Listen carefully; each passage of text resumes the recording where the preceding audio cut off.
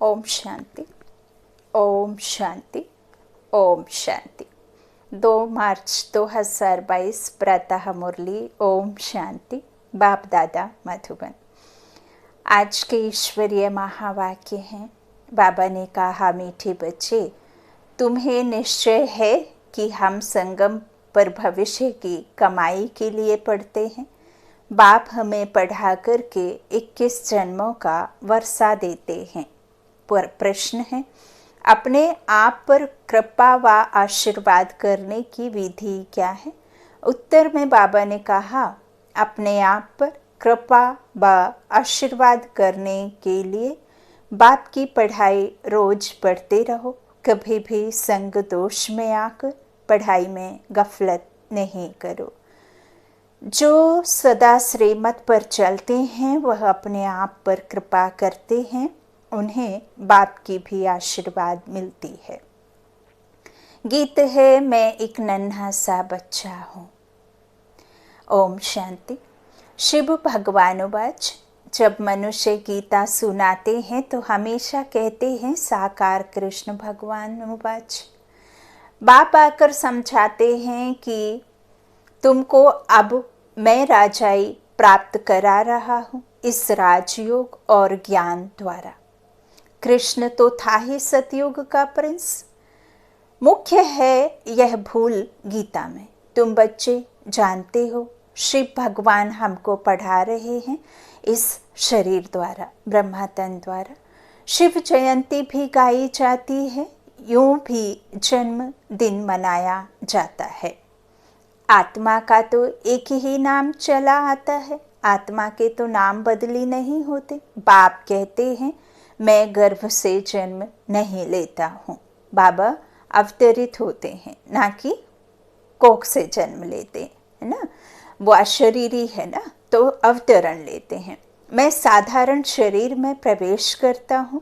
आत्मा जब शरीर में प्रवेश करती है तो अंदर चुरपुर करती है ना। जब जीव आता है तभी तो फिर मूवमेंट होता है। बाबा कहते हैं ना, बिना आत्मा के शरीर थोड़े ना कुछ कर सकता है। तो जब अंदर आत्मा आती है, प्रवेश करती है शरीर में, तभी चुरपुर करती है। मालूम पड़ता है अंदर आत्मा ने प्रवेश किया है ना। माँ के गर्भ में भी जब आत्मा प्रवेश करती है तभी बच्चे का मूवमेंट शुरू होती है ना। तो बाबा कहते हैं अदरवाइज कुछ भी नहीं होता है ना। तो अंदर आत्मा ने प्रवेश किया, मालूम पड़ता है। बच्चे के ऑर्गन्स चलने लगते हैं। यह बात अच्छी रीति समझनी है। और जो भी मनुष्य सुनाते हैं वह कब ऐसे नहीं कहते कि हम आत्मा तुमको समझाते हैं। वह प्रसिद्ध है शरीर से। यह बाबा तो विचित्र है। इनको अपना शरीर नहीं है। शरीरधारी को कभी भगवान नहीं कहना चाहिए, चाहे फिर वो देवी देवता ही क्यों ना हो, उन्हें भगवान नहीं कह सकते। जो कर्म गति में आता है, जो दुर्गति में आता है, जो सद्गति में जाता है, वो कभी भी भगवान नहीं बन सकता। भगवान तो है ही निराकार, एवर प्योर, परम पिता परमात्मा है ना। तो वो सुप्रीम सोल है, हम सोल हैं, तो हम कर्म गति में आते हैं। बाबा कहते हैं शरीरधारी को भगवान कहना नहीं चाहिए, स्थूल व सूक्ष्म कोई भी हो। आत्मा इन ऑर्गन्स द्वारा याद करती है ना। बाबा कहते हैं परम पिता परमात्मा को, वह तो बैठकर मनुष्यों को बनाए हुए शास्त्र सुनाते हैं। यहाँ यह नई बात है, भगवानुवाच। भगवान कौन? जिसको सब भगत है भगवान कहकर याद करते हैं। ब्रह्मा विष्णु शंकर के तो नाम जानते हैं। हे ब्रह्मा हे विष्णु कह पुकारते हैं, वह है देवताएं। भगवान कहने से निराकार ही याद आते हैं। निराकार परमात्मा की ही बंदगी है। वह कहते हैं मैं भी हूँ आत्मा, परंतु सुप्रीम हूँ। मेरा भी चित्र बनाते हैं, तुम आत्माओं के भी चित्र बनाते हैं। मंदिरों में बड़ा शिवलिंग भी रखते हैं और छोटे सालिग्राम भी। रुद्राभिषेक के समय आपने देखा होगा, थाली में जब अभिषेक होता है तो उसमें एक बड़ा शिवलिंग, बाकी छोटे छोटे गोल गोल लंबे लंबे चिपके हुए रहते हैं ना जो शिवलिंग से। तो वो बाबा कहते हैं आत्माओं का प्रतीक है, हम आत्माओं का है ना, और वो जो बड़े हैं वो शिव हैं। तो बाबा कहते हैं सालिग्राम बच्चे होते हैं छोटे, जिससे सिद्ध होता है कि वह आत्माएं हैं, एक परमात्मा के बच्चे, हम सब ईश्वरीय संतान आत्माएं। तो बाप कहते हैं माँ के कोख में हमारा शरीर बनता है, तो फिर हम आते कहाँ से हैं? परम धाम से, है ना। तो बाबा कहते हैं इस तरह हम सब आत्माएं परमात्मा के बच्चे हैं। बाप हमेशा बच्चों से बड़ा होता है, इसलिए बड़ा लिंग बनाते हैं। वास्तव में मैं कोई सालिग्राम बड़ा नहीं हूँ। आत्मा साइज में छोटी बड़ी नहीं होती है, आत्मा तो एक जैसी ही होती है, ना दिखाई देने वाली। शरीर छोटा बड़ा होता है, शरीर के नाम रखे जाते हैं, शरीर की उम्र बढ़ती घटती है, ना कि आत्मा की। तो इसका कोई साइज नहीं होता है। मनुष्य छोटा बड़ा होता है, बाकी आत्मा जैसी तेरी वैसी मेरी। पर मेरी आत्मा परम है, परे ते परे परम धाम में रहने वाली है। ऊंचे ते ऊंचा परम पिता परमात्मा मनुष्य सृष्टि का बीज रूप है।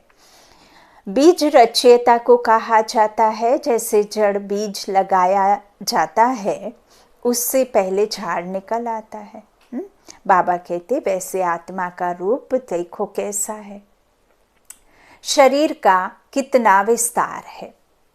तो पहले नई बात यह है कि यहाँ परमात्मा बाप पढ़ाते हैं। ऊंचे ते ऊंचे भगवान बाच, तो जरूर इम्तहान भी ऊंचे ते ऊंचा होगा। भगवान कहते हैं मैं तुमको राजयोग सिखलाता हूँ, जिससे भविष्य 21 जन्मों के लिए तुमको देवता बनाता हूँ। फिर उनमें तुम सूर्यवंशी बनो व चंद्रवंशी बनो, है ना। आधा कल्प बाप की राजाई होती है ना, बाप द्वारा स्थापित राजाई की प्रालब्धि प्राप्ति होती है। इस संगम पर जो हम प्रैक्टिकल में अपने में धारण करेंगे, उसकी हमें प्रालब्धि प्राप्ति होगी। आधे कल्प 21 पीढ़ी, 21 जन्म कहो, 21 पीढ़ी कहो, आधा कल्प कहो, है ना।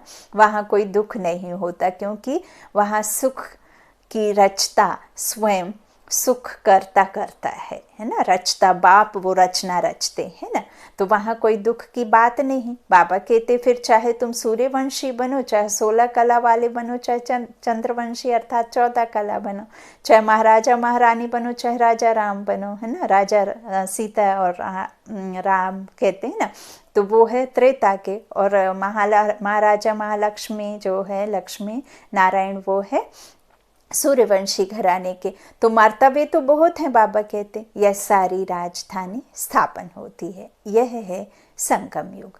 बाप समझाते हैं कि तुम इस जन्म के लिए नहीं पढ़ते, यह है भविष्य की कमाई, और जो भी कुछ करते हैं वह सब इस जन्म के लिए।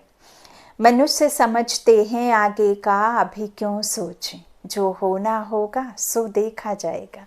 तुम बच्चे निश्चय करते हो, हम अगले जन्म जन्मांतर के लिए पढ़ते हैं। बाप आने वाले 21 जन्मों का वर्षा देते हैं, इस निश्चय से तुम पढ़ते हो। बिगर निश्चय कोई यहाँ बैठ ना सके।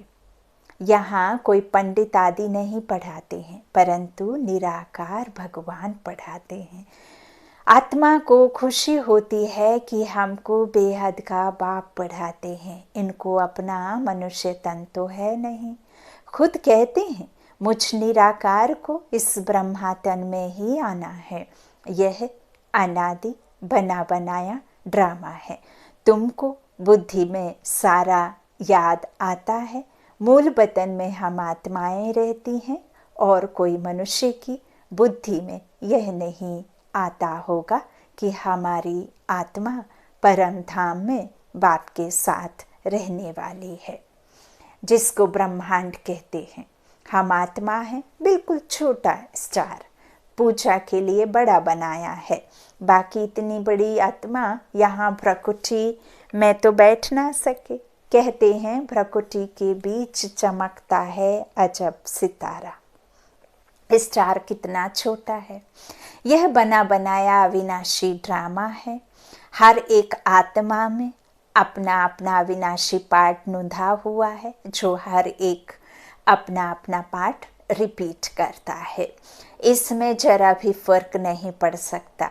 लौकिक जीवन में तो मूवी सिनेमा में अपना पार्ट यदि आपको नहीं करना है तो किसी दूसरे को एक्ट करने दे देते हैं, है ना, किसी कारणवश तो दूसरे को एक्ट करने दे देते हैं। लेकिन यहाँ बाबा कहते हैं ऐसा नहीं है। जो जिसका पार्ट है उसको वही पार्ट मिला है और वही एक्यूरेट है, उसे ही करना है। तो यह सब अविनाशी पार्ट नुधा हुआ है, जिसको मिला है उसे ही अपना अपना रिपीट करना है। इसमें जरा भी फर्क नहीं पड़ सकता। फिल्म में जो एक बार पार्ट हुआ है वह फिर रिपीट होगा, इसमें भूल चूक हो नहीं सकती। यह बातें बिल्कुल नई हैं, कोर्टों में कोई ही समझते हैं। 8-10 वर्ष वाले भी पढ़ाई को छोड़ देते हैं, संग दोष लग जाता है।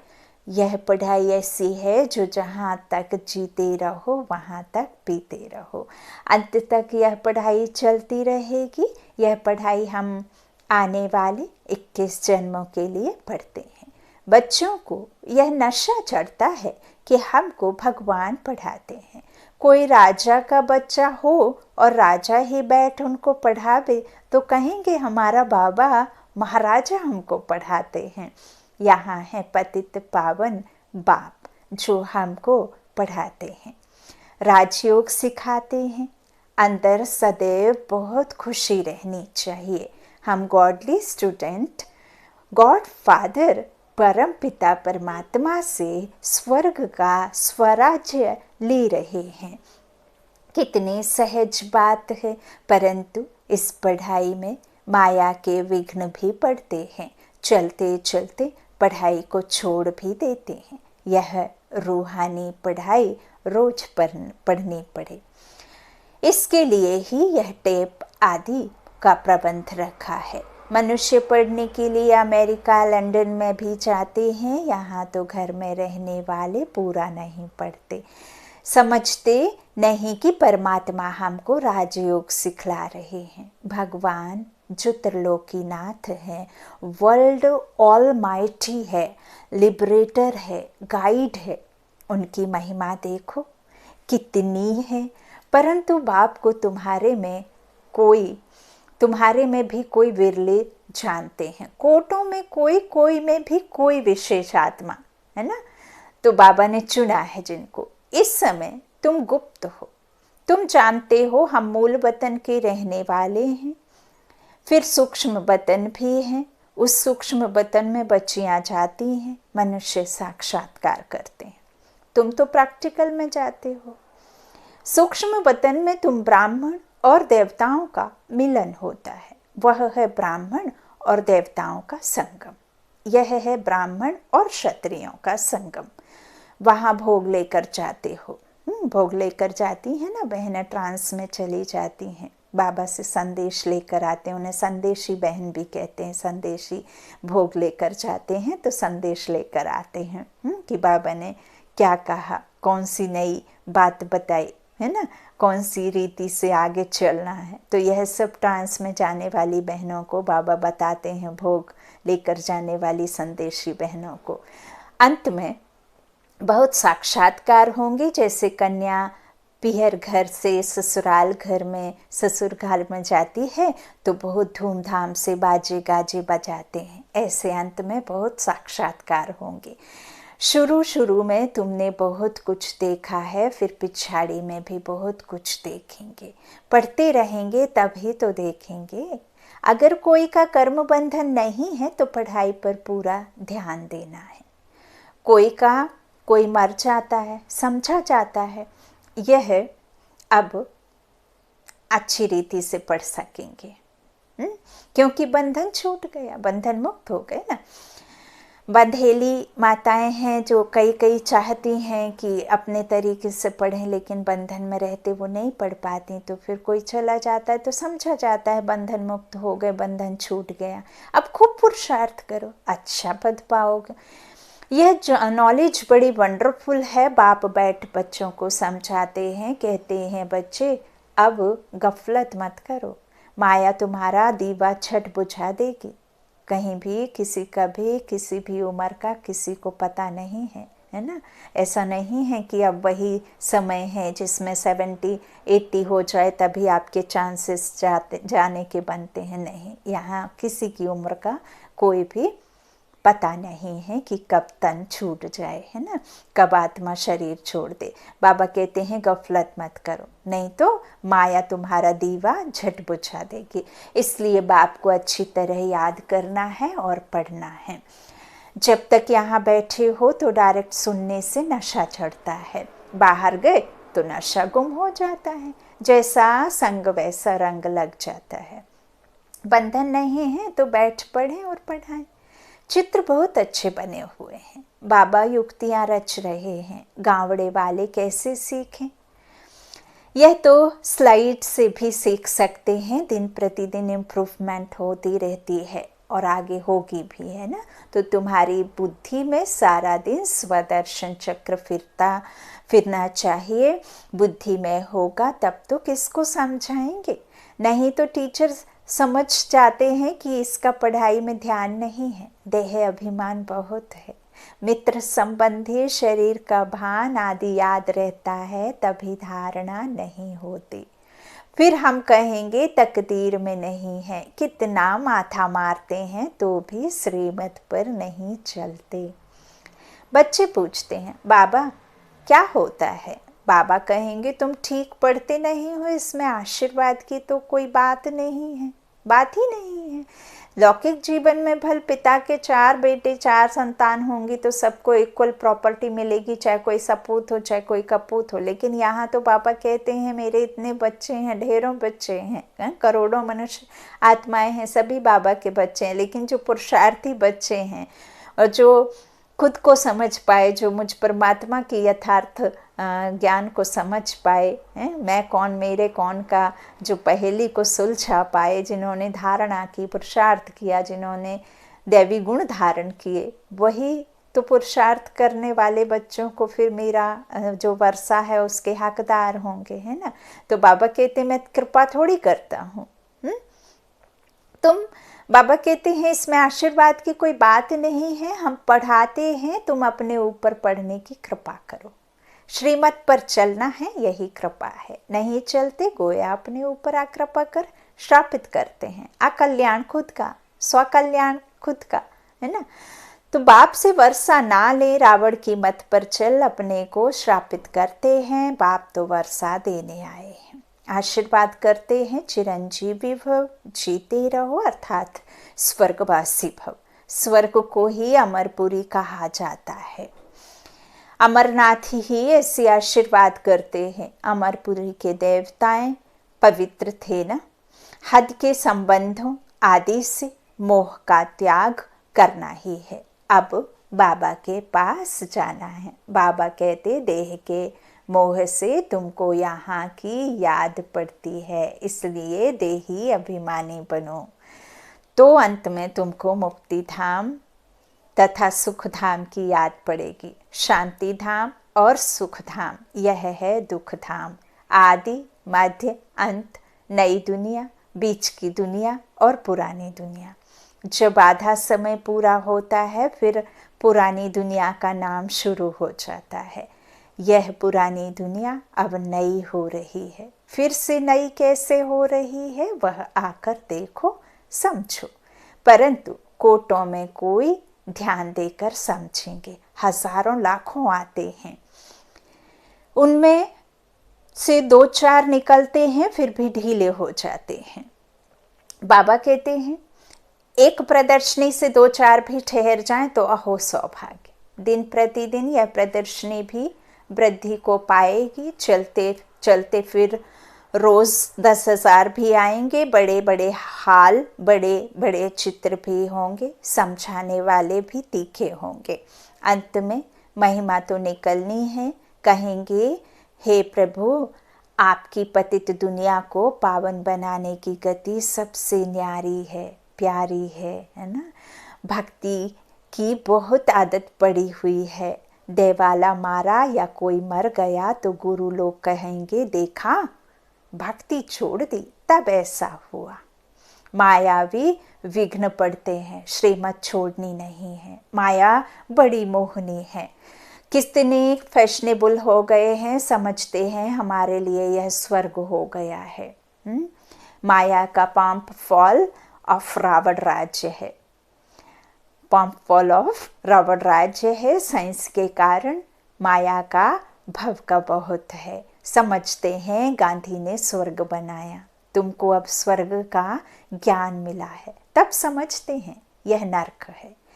यह राज्य रोने के पानी मिसल मृग तृष्णा समान है, दुर्योधन का मिसाल।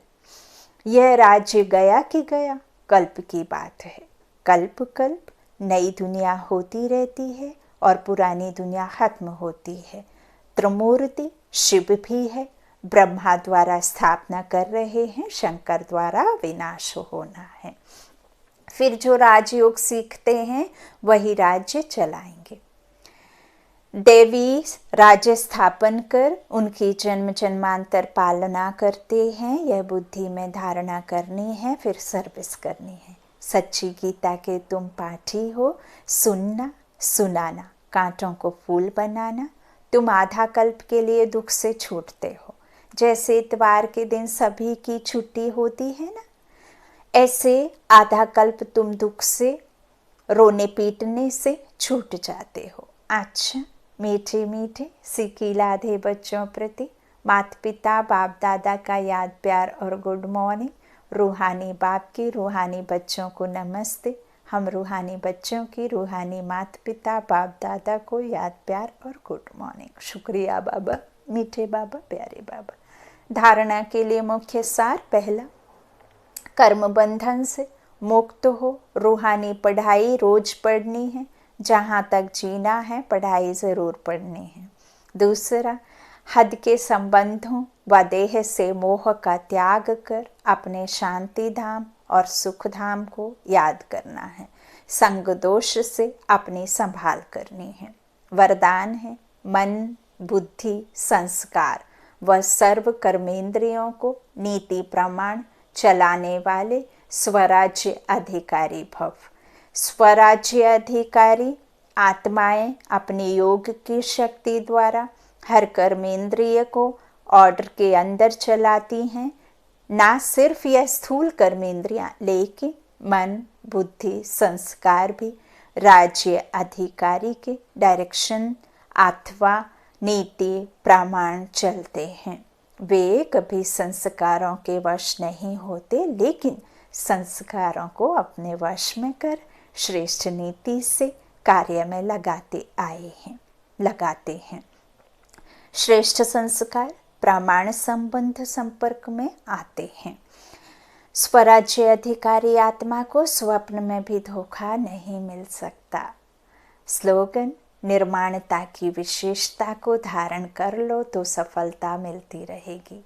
निर्माणता की विशेषता को धारण कर लो तो सफलता मिलती रहेगी। ओम शांति, ओम शांति, ओम शांति।